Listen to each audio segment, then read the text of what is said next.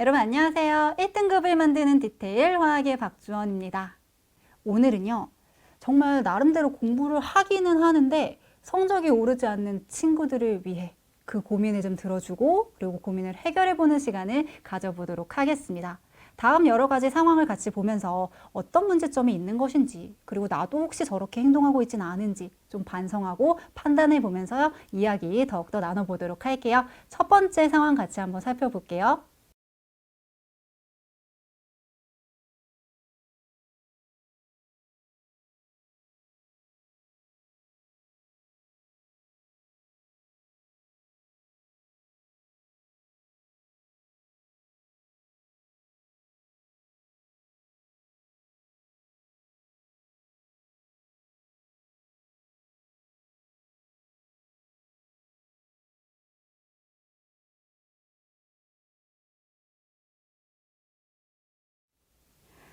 저 상황 진짜 남일 같지가 않을 겁니다. 선생님이 학교에서 상담을 굉장히 많이 하잖아요. 실제로 이제 전교 10등 안으로 들어온 학생들 중에서는 정작 고등학교에 왔었을 때는 성적을 잘 못 받는 경우가 굉장히 많습니다. 그리고 왜 학부모님들의 그 레퍼토리가 있는데요. 선생님, 우리 아이가 초등학교, 중학교 때까지는 공부를 좀 곧잘 했습니다. 반에서 5등 안으로 떨어져 본 적이 없는데 얘가 진짜 지금은 왜 그럴까요, 선생님? 이렇게 막 얘기를 하세요. 저희 어머니도 예전에 그렇게 말씀하셔가지고 제가 굉장히 그게 마음에 와닿았었는데요. 근데 그러게요. 그 공부 잘했던 우리 아이들이 도대체 왜 고등학교에만 오면 공부를 못할까요? 그 이유는 어디에 있냐면 바로 중학교식 공부법을 버리지 못해서입니다. 중학교 때 그 달달 외우는 공부법을 가지고 고등학교에 왔으니 당연히 만만하지 않은 고등학교의 시험에서 좋은 성적을 받을 수가 없는 것이죠. 자, 그렇게 통으로 암기를 하고 지금 우리 학생의 경우에도 지금 상황에서 보듯이 굉장히 수업을 열심히 듣고 있어요. 모든 필기를 다 하고 그 시간에 정말 집중을 하고 있는 거는 제가 정말 칭찬을 많이 해주고는 싶습니다. 하지만 그렇게 달달달 외우고 그 다음에 단순 암기 반복하는 것이 과연 시험 문제를 맞출 수 있는데 도움을 주느냐? 절대 그렇지 않다는 거죠. 왜? 문제는 똑같이 안 나오거든요. 조금만 변형돼서 응용돼서 나오면 모든 게 다 새롭게 보이고 나는 이렇게 공부를 잘 못하나 보다 하면서 공부의 자신감을 하락시키는 원인이 되는 겁니다. 그럼 어떠한 공부를 해야 할까요? 그렇죠. 깊이 있는 사고력을 길러주는 생각하는 힘을 기르는 공부를 하셔야 돼요. 그게 어떤 공부일까 궁금하시죠? 그건 조금 이따 꿀팁에서 알려드릴 거고요. 바로 이 학생에게 제가 드릴 솔루션은 이겁니다. 중학교식 공부법을 버려라.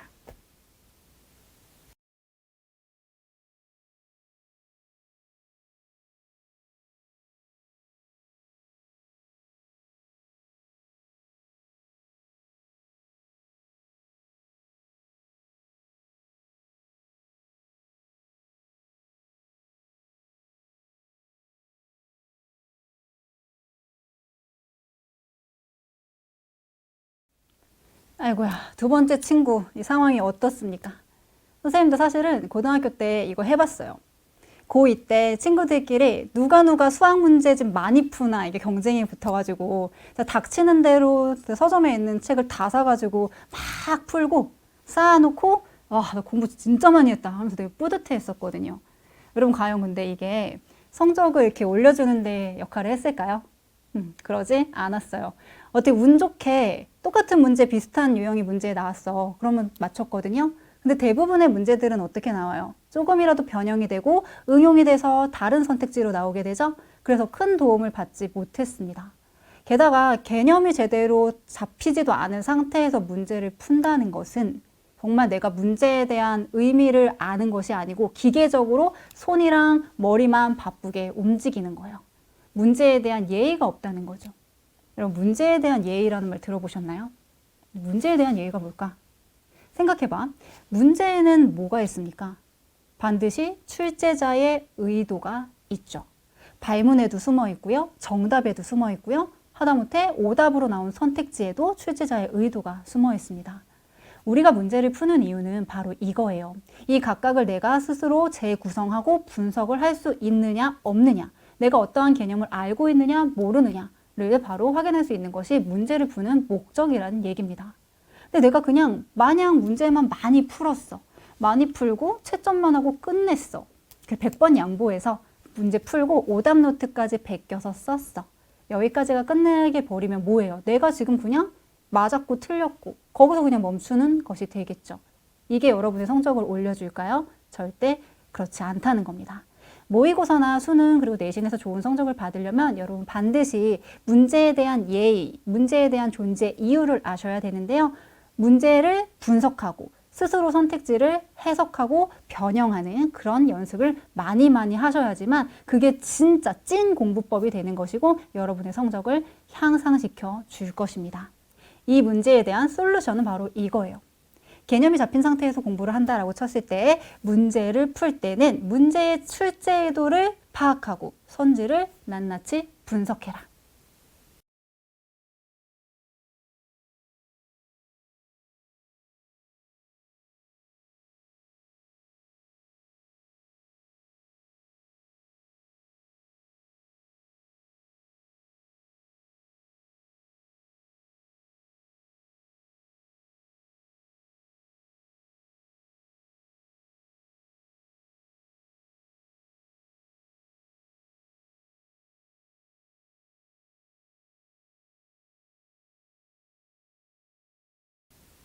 여러분 지금 CCTV 막 집에 달아놓은 것 같죠? 이거 독서실의 상황에다 대입해도 아마 다르지 않을 겁니다. 지금 이 친구에게는 문제점이 하나가 있는 것 같지는 않아 보여요. 일단 제일 문제는 제 눈에 거슬리는 게 뭐냐면 닥치는 대로 그냥 되는 대로 이거 공부했다가 저거 공부했다가 이렇게 의식의 흐름대로 공부를 하고 있다는 것이 가장 큰 문제점이 되는 겁니다.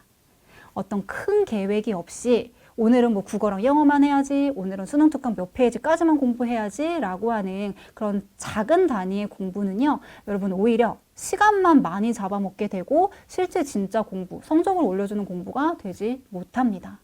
공부라고 하는 건 일단은 큰 계획이 있어야 돼요. 예를 한번 들어볼게요. 예를 들어서 내가 3주 안에 화학원 기본서를 한번 1회 독을 하겠다라고 하는 큰 계획을 세워. 방향성이 제대로 설정이 되어 있는 것이죠. 그 방향성 안에서 일주일 안에는 내가 어디까지 끝내야 하며 하루하루는 내가 어떻게 소분을 해서 어디까지 끝내야 되는지의 작은 계획을 그 뒤에 세우라는 얘기입니다. 3주라는 시간이 있고 나의 큰 목표가 있기 때문에 어떤 날은 오히려 내가 하루치 정해놓은 것보다 더 많은 양을 하게 되는 욕심도 생길 뿐더러 적당한 긴장감을 유지하면서 내가 그 계획을 그 그림 안에서 실행을 할 수가 있게 되는 거예요. 여러분 중요한 게 뭐냐면 계획은 처음부터 촘촘하게 세우는 게 아니고 크게, 통 크게 계획을 한 다음에 그 안에서 소분화해서 세분화하는 계획을 세워야 된다는 거. 이것을 명심을 해주셔야 되는 겁니다. 그리고 두 번째 문제점이 뭡니까?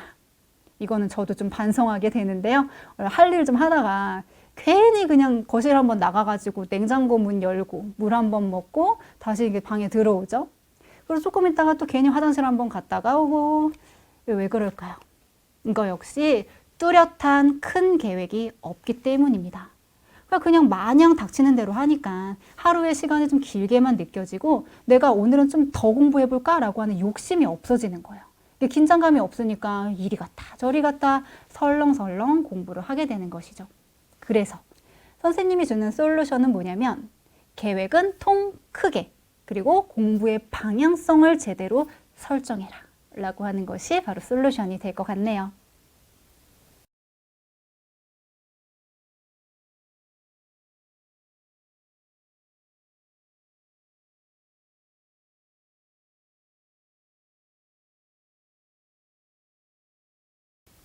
아이고야, 이 학생은 지금 또 어떻게 하고 있나요? 선생님도 학교에서 정말 많이 경험하고 많이 보는 그런 대다수의 학생들의 모습인 것 같은데요. 특히나 제가 담임반 친구들 이렇게 옆에 앉혀놓고 어제 뭐 했어? 지난주에는 너의 계획이 어땠어? 라고 물어보면 정말 100에 100은 다 이렇게 얘기해요. 선생님 저 어제 학원 갔다 왔어요. 주말에는 아침부터 밤까지 학원에서 진짜 열심히 수업 듣고 집에 와서는 인강 듣고 그러고 잤어요. 그럼 선생님이 이제 물어보죠. 누구야? 그러면 네 공부는 언제 했어? 이렇게 물어보면 친구가 눈을 이제 이따만하게 뜨고 의아해하면서 선생님 저 학원 갔었다니까요. 선생님 되게 오래 앉아 있었고 수업 되게 많이 듣고 왔어요 라는 말을 합니다. 뭐가 문제일까요? 저는 알겠는데 여러분도 아실 것 같아요. 이거는 공부를 누가 한 거예요? 여러분이 공부한 거 아니에요. 이건 여러분들이 배운 내용을 잘 소화할 수 있게끔 강의 교환을 퀄리티 있게 만드시고 전달력 있게 수업을 준비하신 우리 선생님들이 공부를 하신 겁니다. 근데 여러분은 이거를 그냥 듣기만 했어요. 듣고 받아 적기만 했어요? 그게 공부인가요? 아니죠. 이 수업 내용을 누구보다 잘 이해하고 잘 적용할 수 있는 사람은 여러분이 아니고 선생님입니다. 그럼 어떤 공부를 해야 될까요? 선생님이 하신 그 과정을 여러분들도 하셔야 돼요. 물론 수준이 좀 다를 수는 있어요. 하지만 내가 배운 내용, 내가 들은 내용을 스스로 재구성하고 그리고 나만의 언어로 익숙한 말로 바꿔서 정리를 하고 그러한 단계를 거치지 않는다면 당연히 성적은 오르지 않겠죠. 만약에 내가 수업 듣고 다 시험 100점 맞아. 그럼 우리 주변에 공부 못해서 고민하는 친구들이 있을까요? 선생님이 준비한 이 시간이 의미가 있을까요? 같은 수업을 듣더라도 누구는 시험을 잘 보고 누구는 시험을 못 보고 하는 이유가 바로 여기에 있는 겁니다. 자기 주도 학습 능력이라는 거죠. 자, 앞으로 공부를 하실 때는 그냥 듣고 말고 절대 그러시면 안 되고요. 스스로 그 문제를 보고 분석하고 개념을 공부했으면 그걸 나만의 언어로 정리하고 그러한 공부를 꼭 해주셔야 될 것 같아요. 습관을 그렇게 들이잖아요. 여러분 성적이 안 오를래야 안 오를 수가 없습니다. 수업 듣고 오시면 짜투리 시간이나 쉬는 시간을 잘 활용하셔가지고 자기만의 공부를 꼭 하시기를 바랄게요. 자, 이 친구를 보니까 또 하나의 문제점이 좀 보입니다. 학교에서 잠을 자네요. 그렇게 열심히 인강도 듣고 학원도 가는데 왜 학교에서 잠을 잘까요? 선생님이 학교에 있으면서 제일 안타까웠던 부분이 바로 이거예요. 여러분들 학교 시험 누가 내요? 그죠? 교과 담당 학교 선생님이 출제를 하시는 거죠. 그런데 왜 학교 수업을 잘 안 들을까요? 가령 이런 친구들도 있었어요. 문제 시험을 봤어. 근데 야 이거 학원에서 안 가르쳐줬잖아. 야, 인강에서 선생님이 안 짚어줬는데 이 문제 왜 나왔어? 야 이거 이상하다. 라고 하는 친구들도 봤어요. 아 진짜 그 친구 정말 콱 지워받고 싶었지만 그냥 말로 이렇게 찬찬히 좀 타일렀던 기억이 있는데요. 여러분 우리 시험 잘 보고 싶잖아요. 그지? 좋은 점수 받고 싶으시죠? 그렇다면 가장 기본이 되는 학교 수업부터 제대로 하나도 놓치지 말고 열심히 들으셔야 되겠습니다. 정말 제가 따끔하게 여러분들한테 말씀드리는 거예요. 그래서 이 학생에게 제가 주는 솔루션은요. 반드시 학교 수업에는 초집중할 것. 그리고 그러고 나서 자기 주도 학습을 통해서 그 모든 것들을 내 공부로 만들 것. 이게 바로 솔루션입니다.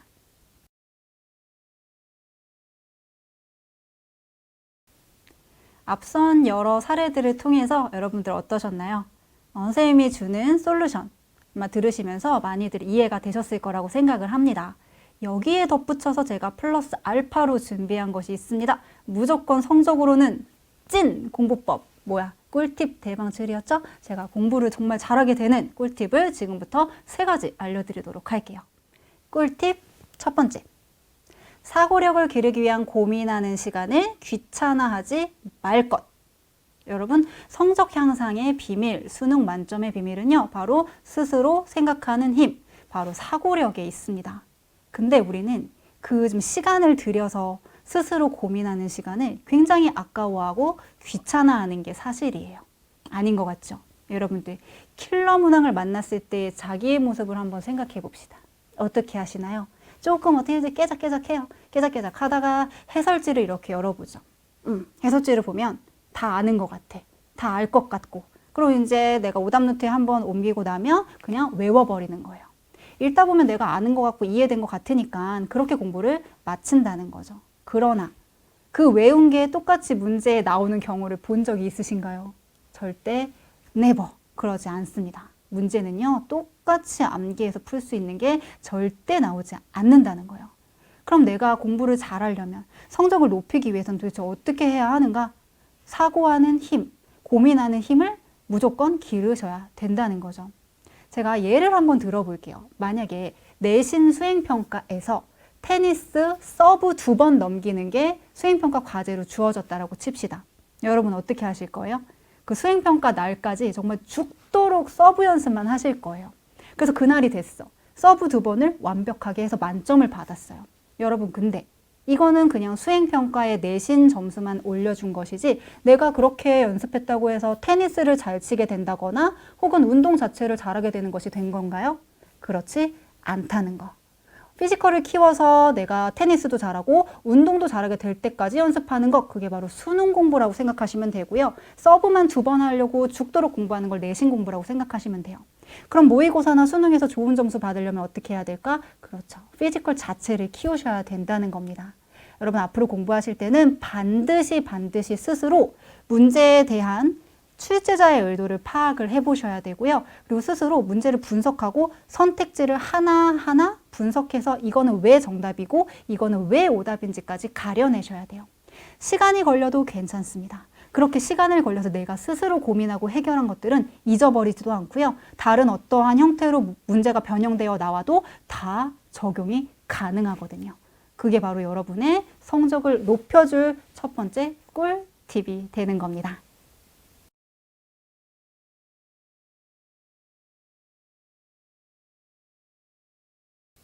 두 번째 꿀팁입니다. 계획은 통 크게 그러나 디테일하게 계획할 것. 목표나 방향성이 없는 공부는 오히려 머릿속에 남지도 않고 해가 된다라는 명언도 있습니다. 우리는 공부를 왜 합니까? 좋은 점수를 받기 위해서 공부를 하는 거잖아요. 그러기 위해서는 그에 준하는 어떤 긴장감이라든지 목표 의식이라든지 시간 관리, 시간 제약이 필요합니다. 수능 공부를 평생 할 건 아니잖아요. 그죠?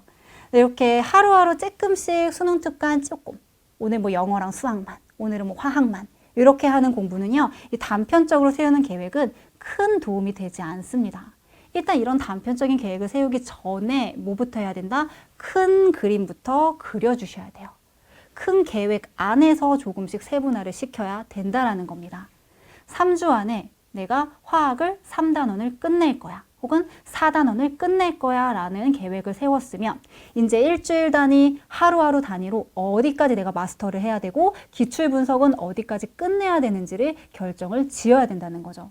그럼 어떻게 될까? 내가 만약에 오늘 하루 분량을 좀 더 했어. 아직 3주라고 하는 큰 계획이 있기 때문에 오늘 조금 더 욕심내서 해볼까? 그 적당한 긴장감이 유지되면서 욕심을 내서 공부를 더 해나갈 수가 있게 되는 거예요. 근데 만약 반대로 하루하루 조금씩 오늘 할 것만 정한 친구들은 더 욕심내서 공부를 안 하게 되겠죠. 실제 이런 친구들이 있습니다. 선생님 자율학습 감독할 때 얘긴데요. 10시까지 자율학습을 해요. 그러면 1교시 때까지는 진짜 열심히 공부를 합니다. 사실 공부라고 하지만 학원 숙제를 하고 있죠. 2교시가 되면은 스물스물 저한테 와요. 선생님 집에 가고 싶습니다. 왜? 할 게 없어요. 다 했어요. 앉혀놓고 제가 상담을 시작하죠. 너가 정령 공부를 지금 다 한 게 맞느냐? 자기는 오늘 하루의 계획을 보여줍니다. 선생님 저는 오늘 여기까지 공부하기로 해가지고요. 오늘은 다 한 거예요. 그게 걔는 단 거예요. 근데 만약에 내가 몇 주 안에 뭘 끝내겠다, 한 달 안에 뭔가를 완강하겠다 라고 하는 큰 목표가 있는 친구들이었다면 과연 공부할 게 없을까요? 절대 그렇지 않다는 거죠.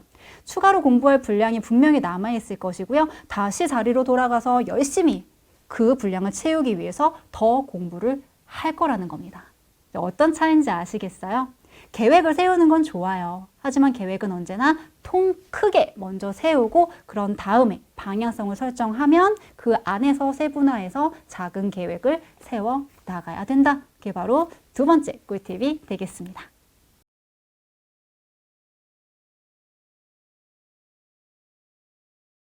세 번째, 마지막 꿀팁이 되겠는데요. 오답 노트에는 오답의 이유를 그리고 필요한 개념을 반드시 적어둘 것.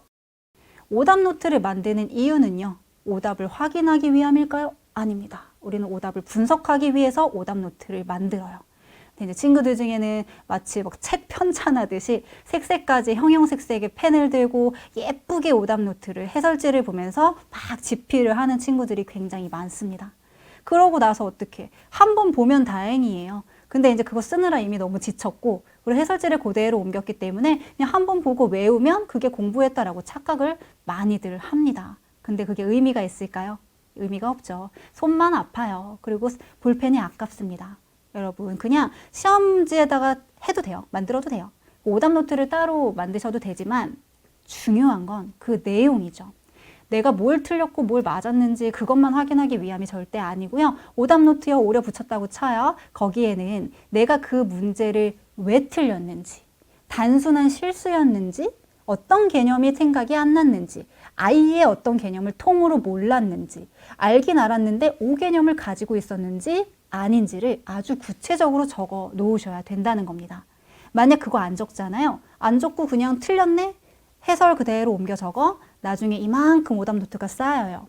그걸 처음부터 끝까지 보면 시간이 얼마나 걸릴까? 많이 걸리겠죠. 근데 내가 그렇게 구체적으로 하나씩 하나씩 표현을 해놨다. 정말 중요한 순간에 내가 정말 모르는 것만, 헷갈렸던 것들만 이렇게 똑똑하게 효율적으로 시간을 낭비하지 않으면서 공부를 해나갈 수 있다는 겁니다. 잘 만든 오답 노트는 편찬하는 게 아니고요. 잘 만든 오답 노트는 정답을 이끌어내기 위한 필수 과정이라는 사실을 여러분들이 꼭 명심을 하셔야 돼요. 이게 세 번째 꿀팁, 오답 노트에는 오답의 이유를 분명하게 적어야 한다.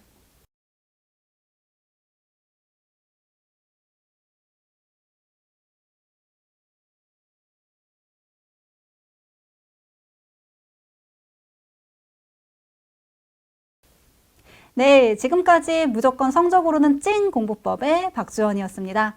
제가 여러 가지 사례들 보면서 솔루션도 드렸고요. 그리고 꿀팁도 3가지나 대방출해드렸는데요. 우리 친구들 이 영상 보고 아 그렇구나, 아 쟤는 저래도 공부를 못했나 봐 이렇게 하시면 안 되고요. 제가 알려드린 이 모든 방법들을 최선을 다해서 스스로 적용을 해보셔야 되겠습니다. 제대로 된 공부법으로 최선을 다해서 공부해서요. 이 영상을 보고 있는 모든 친구들의 성적이 쑥쑥쑥 향상되기를 정말 진심으로 바라겠습니다. 자, 그럼 여러분 안녕히 계세요.